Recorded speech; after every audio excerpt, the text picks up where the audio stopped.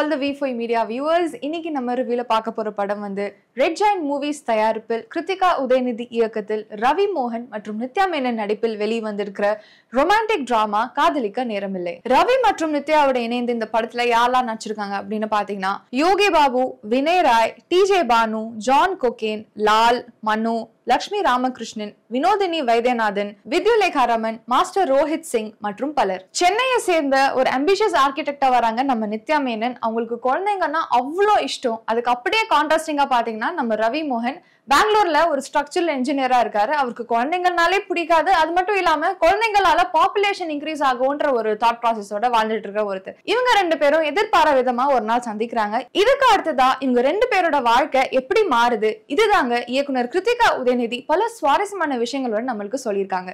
காதலிக்க நேரமில்லை இந்த படத்தை சப்போர்ட் பண்றதுக்கு நிறையவே பில்லர்ஸ் இருக்காங்க. அதோட ரெண்டு ஸ்ட்ராங் பில்லர்ஸ் பாத்தீங்கன்னா the performers of the film Ravi மோகன் மற்றும் நித்யா மேனன். இவங்கள மாதிரி பெர்ஃபார்மர்ஸ் வந்து கதையே தூக்கி நிறுத்திருக்காங்கன்னு சொல்லணும். ஏன்னா போத் கான்ட்ராஸ்டிங் கேரக்டர்ஸ் அவங்களோட லைஃப்ல நடக்கிற விஷயங்களை வந்து அவங்க டெபிக் பண்ண விதம் வந்து ரொம்பவே இன்ட்ரெஸ்டிங்கா இருந்தது. And in fact this new chemistry was like a breath of fresh air. Ravi ஒரு பக்கம் பாத்தீங்கன்னா அஃப்கோர்ஸ் முன்னாடி வந்து ஜெயம் ரவி அப்படின்னு கூப்பிடுவோம் அவரை. But with recent changes in life ஒரு ஒஃபிஷியலாவே பிரஸ் நோட் கொடுத்திருந்தாரு. Kindly refer to me as Ravi or Ravi மோகன், ஜெயம் என்ற அந்த ஒரு விஷயம் வேண்டாம் அப்படின்னு.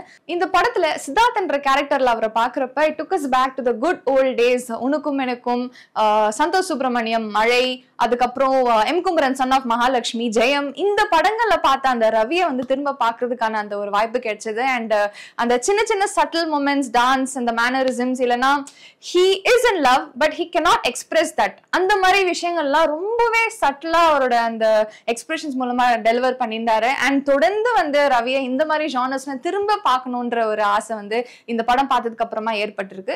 ரவியோட பெர்ஃபார்மன்ஸை காம்ப்ளிமெண்ட் பண்ற மாதிரி நித்யா மேனன் அமைஞ்சிருக்காங்க. And she is a fire cracker. ஏன்னா ஒரு படத்துல வந்து அந்த ஒரு பப்ளினஸ் வந்து ஆன் ஸ்கிரீன் கொண்டு வராங்க. கடைசியா நம்ம சோபனா என்ற அந்த ஒரு கேரக்டர்ல பார்த்ததுக்கு அப்புறமா she stole our hearts. And likewise இந்த படத்துல அவங்க பண்ணியிருக்கிற அந்த ரோல் பாத்தீங்கன்னா ஸ்லைட்டா நம்மளுக்கு ஓகே கண்மணியோட தாராவோட ரெசம்பிளன்ஸ் கொண்டு வரோம் நம்மளுக்கு. ஏன்னா அந்த அளவுக்கு ஒரு ஃப்ரீ ஸ்பிரிட்டட் சோல் இந்த கேரக்டர்ல பண்ணியிருக்காங்க. And once she becomes a single parent, அவங்களோட ரெஸ்பான்சிபிலிட்டிஸ் ஒரு பக்கம் குழந்தைய பாத்துக்கணும், ஒரு பக்கம் ப்ரொஃபஷனலாவும் அவங்க சக்சஸ்ஃபுல்லா வரணும்ன்ற அந்த ஒரு ஜக்லிங் இருக்கு இல்லையா, அதை வந்து ரொம்ப நல்லா போர்ட்ரே பண்ணியிருந்தாங்க. நிறைய இடங்கள்ல வந்து she could really resonate as a mother.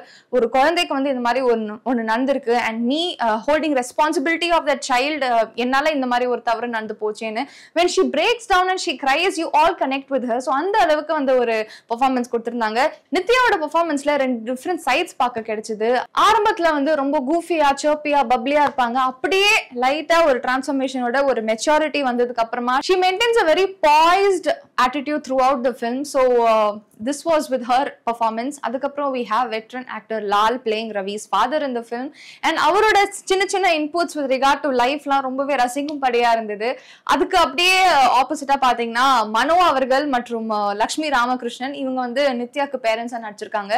They are those typical orthodox family parents but also in a very jovial way. இப்போ அம்மா ரொம்ப ஸ்ட்ரிக்ட்னா அப்பா வந்து லைட்டா அப்படியே ஹேண்டில் பண்ற மாதிரி ஒரு ஆக்டிங் பண்ணுவார்ல, அந்த மாதிரி மனோ அவர்கள் வந்திருக்காங்க. Lakshmi Ramakrishnan when she gets that responsibility of treating the daughter in the right way possible, அவங்க வந்து கொஞ்சம் ஸ்ட்ரிக்டான பிஹேவ் பண்றப்ப, இல்லைன்னா என் பொண்ணு எப்படிதான் இந்த மாதிரி வளர்ந்துட்டா அப்படின்ற ஒரு ரொம்ப வேதனையோட பேசுறப்பெல்லாம் லக்ஷ்மியோட கேரக்டர் ரொம்ப நல்லா இருந்தது. அதுக்கப்புறம் பாத்தீங்கன்னா வினோதினி வைத்தியநாதன் நித்யாக்கு சித்தியா நடிச்சிருக்காங்க. So she is that emotional support, that emotional balance in Nithya's life.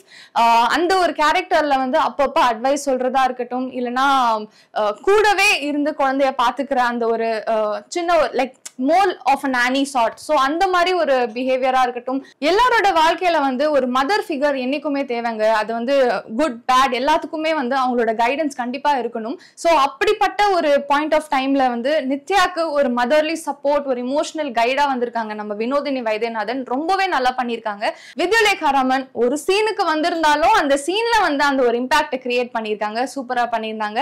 அதுக்கப்புறம் வினய் ராய் மற்றும் யோகி பாபு நம்மளோட ரவிக்கு ஃப்ரெண்ட்ஸா நடிச்சிருக்காங்க. அவங்க 2 பேரோட கேரக்டர்ஸ் வந்து ரொம்ப நல்ல ஒரு பிரசன்ஸ் கொண்டு வந்துச்சு.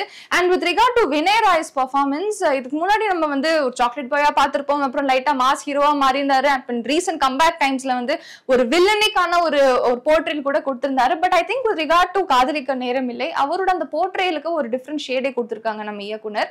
And it was very nice of him to carry that role with so much of dedication and ஒரு நுவான்ஸ்டான ஒரு ஒர்க் வந்து பாக்குறதுக்கு கிடைச்சது. ரொம்ப நல்லா பண்ணியிருந்தாரு. அண்ட் யோகி பாபு அப்பப்ப அந்த சின்ன சின்ன காமெடி, அந்த டைமிங், அந்த ஹியூமர் அதெல்லாமே ரொம்ப நல்லா கேரி பண்ணியிருந்தாரு.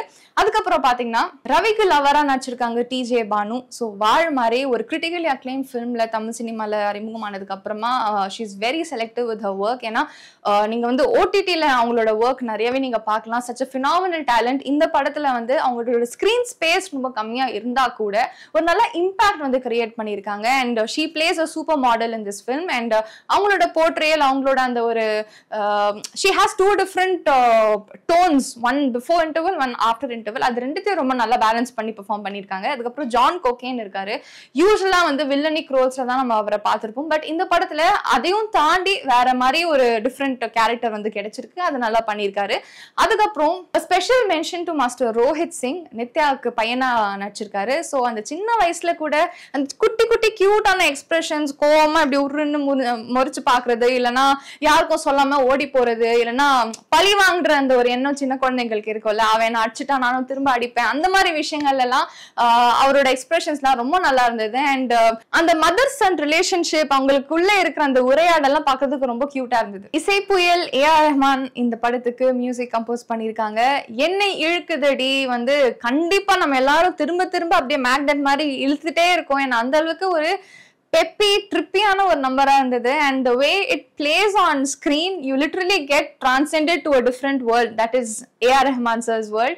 ரொம்ப அழகாவே கொடுத்திருந்தாரு. அண்ட் படத்துல வந்து 4 பாடல்கள் இருக்கு வேற வேற ஜானர்ல. And I think after Ennai Izhukkuthadi, lavender நேரமேயோட அந்த கம்போசிஷன் ரொம்பவே நல்லா இருந்தது. And in fact it synced very well with the story. அது மட்டும் இல்லாம நிறைய இடங்கள்ல there are subtle pauses in between dialogues and conversations. and சில இடங்கள்ல அந்த ஆர்ஆர்லாம் ரொம்ப அப்படியே பிளாங்காவே இருக்கும், to make us feel the emotions the characters are going through. At the same time ரொம்பவே எக்ஸ்ட்ரீமான ஒரு பெயின் இல்ல ஒரு ஆனந்த கண்ணீர் மாதிரி ஒரு மொமெண்ட் இருக்கும் இல்லையா. சோ அந்த மாதிரி இடங்கள்ல எல்லாம் ஆர்ஆர் ஒர்க் பயங்கரமா இருந்தது. அதுக்கப்புறம் கேவ் மேக் யூ ஆரி இந்த படத்துக்கு சினிமாட்டோகிராஃபி பண்ணிருக்காங்க. நிறைய இடங்கள்ல வந்து பிளசன்ட் டோன்ஸ், ஒரு பிரைட்டான ஒரு செட்டிங்ல ஒரு ஹாப்பி ஃபீல் கொடுத்தது. அது நிறைய ஃப்ரேம்ஸ் எல்லாம் பாக்குறப்ப அது வந்து ரொமான்ஸா இருக்கட்டும், இல்லைன்னா ஒரு சின்ன conversation between a mother and a Sun, இல்ல ஒரு ஸ்ட்ரேஞ்சர் அண்ட் இன்னொரு ஸ்ட்ரேஞ்சர் பேசுறப்ப, இந்த மாதிரி நிறைய இடங்கள்ல வந்து ஃப்ரேம் ஒர்க்கான முக்கியத்துவம் வந்து கேவ் மேக்கோட ஃப்ரேம்ஸ்ல ரொம்ப நல்லாவே தெரிஞ்சது. லாரன்ஸ் கிஷோர் இந்த படத்துக்கு எடிட்டிங் பண்ணிருக்காங்க. 2.5 மணி நேரத்துக்கு படத்தை அப்படியே கிறிஸ்பா நம்மளுக்கு எடிட் பண்ணி கொடுத்திருக்காரு. நிறைய இடங்கள்ல the way every scene transcends from one to the other, அந்த டிரான்சிஷன் வந்து ரொம்பவே டிஃபரெண்டான ஒரு பேட்டர்ன் நம்மளுக்கு கொடுத்திருந்தாங்க. and in fact I think one of the technical aspects that worked really well for the film should be the editing. Latha Naidu இந்த படத்துக்கு production design பண்ணிருக்காங்க. எனக்கு ரொம்பவே பிடிச்ச ஒரு போர்ஷன் ஆஃப் தி திங் பாத்தீங்கன்னா நித்யாவோட வீட்டோட செட்டப் ரொம்பவே பிளசண்டான ஒரு ஃபீல் கொடுத்தது. At the same time there are a lot of aspects where அந்த ஆர்கிடெக்சர் அண்ட் ஸ்ட்ரக்சரல் என்ஜினியரா வர நம்ம ஹீரோ, அப்புறம் ஆர்கிடெக்டா இருக்கிற நம்ம ஹீரோயினுக்கு ஒரு காமனாலிட்டி இருக்கணும் இல்லையா, அது எல்லாமே ஆர்ட் ஒர்க் மூலமா ரொம்ப நல்லாவே கொண்டு வந்திருந்தாங்க. அதுக்கப்புறம் எண்ட் கிரெடிட்ஸ்ல வர அந்த என்னை இழுக்குதடி அந்த பாட்டோட அந்த நீங்க அந்த சர்க்கஸ்ல இருக்கிற அந்த இதுவே பாத்தீங்கன்னா ரொம்பவே கலர்ஃபுல்லான ஒரு வேற ஒரு உலகத்துக்கு டிரான்சென்ட் பண்ண மாதிரி இருந்தது. சோ அதுலயும் அவங்களோட ஒர்க் ரொம்ப நல்லா இருந்தது. காதலிக்க நேரமில்லை படத்துக்கு 3 பேர் டான்ஸ் கோரியோகிராஃபி பண்ணிருக்காங்க. ஷோபி மாஸ்டர், சாண்டி மாஸ்டர் மற்றும் லீலாவதி மாஸ்டர். சோ இவங்களோட அந்த யூனிக்னஸ் வந்து எல்லா சாங்ஸ்ல பாக்குறதுக்கு நம்மளுக்கு கிடைக்குது. அது ஸ்லோ சட்டில் மாண்டாஜ் சாங்ஸா இருக்கட்டும், இல்லைன்னா டான்ஸ் நம்பர்ஸ், அந்த ஐகானிக் அந்த என்னை இழுக்குதடி அந்த சாங்ல வர அந்த ஹூக் ஸ்டெப்பா இருக்கட்டும், இதெல்லாமே வந்து அந்த மியூசிக் ஏத்த மாதிரி ரொம்ப சூப்பராகவே கொடுத்திருக்காங்க. இந்த படத்துல வர 4 பாடல்களுக்கு 4 பேர் வந்து லிரிக்ஸ் எழுதியிருக்காங்க. யாரெல்லாம் பாத்தீங்கன்னா ஸ்னேகன், விவேக், மாஷூக் ரஹ்மான் மற்றும் கிருத்திகா நெல்சன். அந்த ஒரு பர்டிகுலர் எமோஷன், அந்த கதை, அந்த பிளேஸ்மெண்ட், அது எல்லாத்துக்கும் ஏத்த மாதிரி அவங்களோட வரிகள் வந்து ரொம்ப நல்லாவே ரெசனேட் ஆச்சு. காஸ்டியூம் டிசைனர்ஸ் கவிதா ஜே மற்றும் திவ்யா லக்ஷ்மணோட ஒர்க் வந்து கமெண்டபிளா இருந்தது. அது வந்து ரவியோட ஸ்டைலிஷான காஸ்டியூம்ஸா இருக்கட்டும், இல்லைன்னா நித்யாவோட அந்த ஊபர் கூல் யூஸ்வலி வந்து நிறைய கேர்ள்ஸ்க்கு அந்த மாதிரி காஸ்டியூம்ஸ் பாக்குறதுக்கு ரொம்பவே இன்ட்ரெஸ்டிங்கா இருக்கும், எஸ்பெஷலி மீ. ஸோ அதெல்லாம் பாக்குறதுக்கு அந்த காஸ்டியூம்கான இம்பார்ட்டன்ஸ் ரொம்ப நல்லா கொடுத்துருந்தாங்க. And with every different character, இப்போ வினயோட காஸ்டியூம்ஸ் வேற மாதிரி இருந்தது, அந்த குழந்தையோட அந்த காஸ்டியூம் வேற மாதிரி இருந்தது. ஸோ ஒரு கேரக்டருக்கு ஏத்த மாதிரி அந்த கேரக்டரைசேஷனுக்கு ரொம்ப பெர்ஃபெக்டாவே அவங்களோட ஒர்க்கை கொடுத்துருந்தாங்க. ஃபைனலி கமிங் டு நம்ம இயக்குனர் கிருத்திகா உதயநிதி. ஸோ வணக்கம் சென்னையில எப்படி ஒரு வைப் செட் பண்ணியிருந்தாங்களோ அதே மாதிரி காதலிக்க நேரமில்லையில கூட ஒரு நல்ல பிரீஸி, ஒரு நல்ல லைட் ஹார்ட்டட் ராம்-காம் நம்மளுக்கு கொடுத்துருக்காங்க. Of course with doses of drama and some suspense as well. So நிறைய லைக் டேபு டாபிக்ஸ் படத்துல வந்து நம்மளுக்கு சொல்லியிருக்காங்க. எக்ஸாம்பிளுக்கு like single parenting, divorce, sperm donation, இப்போ நம்ம இந்த எக்ஸ் ஃபர்டைல் பண்றது இல்ல எக்ஸ் ஃப்ரீஸ் பண்றது, இந்த மாதிரி நிறைய நம்ம விஷயங்கள் வந்து கேள்விப்பட்டிருப்போம். பட் ஸ்பெர்ம் பத்தி நம்ம அஃப்கோர்ஸ் தாராள பிரபுல ஸ்பெர்ம் டொனேஷன் அதை பத்தி எல்லாம் பேசிப்போம். பட் இந்த படத்துல ஸ்பெர்ம் ஃப்ரீஸ் பண்றது, ஸ்பெர்ம் பேங்க்ஸ் பத்தி எல்லாம் கொஞ்சம் விவரமா நம்மளுக்கு சொல்லியிருக்காங்க. அண்ட் அந்த மாதிரி டாபிக்ஸ் பத்தி எல்லாம் நம்ம பாக்குறப்ப நமக்கு லைட்டா good news, miss Shetty, mister Polishetty, Dharala Prabhu, இந்த மாதிரி ரெஃபரன்சஸ் தான் நம்ம மைண்டுக்கு வந்தது. பட் நந்தலெஸ் அவங்க ஒரு ஃப்ரெஷ் அப்ரோச் மாதிரி நம்மளுக்கு காட்டி படத்துல. அது போக இப்போ இந்த கண்டெம்பரரி ரிலேஷன்ஷிப்ஸ்ல இருக்க காம்ப்ளெக்சிட்டிஸ் வந்து நிறையவே இருக்கும். அதை வந்து நம்மளால ஹேண்டில் பண்ண முடியாத ஒரு பாயிண்ட்ல போனதுக்கு அப்புறமா we totally get lost in life. So அதெல்லாமே எப்படி கோ த்ரூ பண்ணி ஒன் கம்ஸ் அப் அண்ட் அதுக்கப்புறம் அவங்க வாழ்க்கை எப்படி இருக்கும், இந்த மாதிரி நிறைய விஷயங்கள் வந்து நம்மளுக்கு சொல்ல ட்ரை பண்ணியிருக்காங்க. To an extent most of it works. But சில இடங்கள்ல வந்து இது நம்ம ப்ராக்டிக்கலா இம்ப்ளிமெண்ட் பண்ணி பாக்குறப்ப அது மோஸ்ட் ஆஃப் த டைம் கரெக்டா அந்த மாதிரி அமையாது. Single parenting, sperm fertilisation, donation, இது எல்லாமே ஒரு பக்கம் இருக்கு. இன்னொரு பக்கம் வந்து same sex relationships, K marriage and அதுக்கு வந்து சொசைட்டி எப்படி ரியாக்ட் பண்றாங்க, இந்த மாதிரி விஷயங்கள் கூட படத்துல காட்டியிருக்காங்க. அண்ட் ரொம்ப ப்ரீச்சியா இல்லாம நம்மளுக்கு எந்த அளவுக்கு புரிய வைக்கணுமோ அந்த அளவுக்கு நமக்கு சொல்லியிருக்காங்க. பட் ஆனா சில இடங்கள்ல வந்து அதை இன்னும் கொஞ்சம் எம்பசைஸ் பண்ணியிருந்தா அதோட இம்பாக்ட் மைண்ட்ல வந்து for a very long time இருந்திருக்கும்னு தோணுச்சு. மோஸ்ட் ஆஃப் த ராம்-காம்ஸ்ல வந்து கதை இப்படிதான் இருக்கும். Okay, bye meets girl, girl meets bye, they meet, they fall in love, அந்த மாதிரி அப்படியே டிராவல் ஆகும்னு நம்ம யோசிப்போம். பட் அதுலயும் ஒரு சின்ன ட்விஸ்ட் கொண்டு வந்து வேற மாதிரி ஒரு ட்ரெஜெக்டரி பார்த்துட்டு அதுக்கப்புறம் ஒரு ட்விஸ்ட் அண்ட் டர்ன், சஸ்பென்ஸ், இந்த மாதிரி ஒரு டிஃப்ரெண்டான ஒரு ஸ்பேஸ்ல நம்மளுக்கு கொண்டு போயிருக்காங்க. சில இடங்கள்ல சில ஃபிளாஸ் இருந்தாலும் ஆஸ் a லார்ஜர் பிக்சரா பாக்குறப்ப ஒரு நல்ல ஹாப்பி பிரீஸியான ஒரு ரொமான்டிக் டிராமா பார்த்த ஒரு ஃபீல் கிடைச்சது. ஸோ டூ வாட்ச் காதலிக்க நேரமில்லை with your family and friends and say no to piracy. உங்களுக்கு என்னோட ரிவ்யூ பிடிச்சிருக்குன்னா இந்த வீடியோவை லைக் பண்ணி V4 Media யூடியூப் சேனலை சப்ஸ்கிரைப் பண்ணுங்க. I'll see you all with another interesting review. Until then, this is Paris Riaz signing off for V4 Media. Bye bye.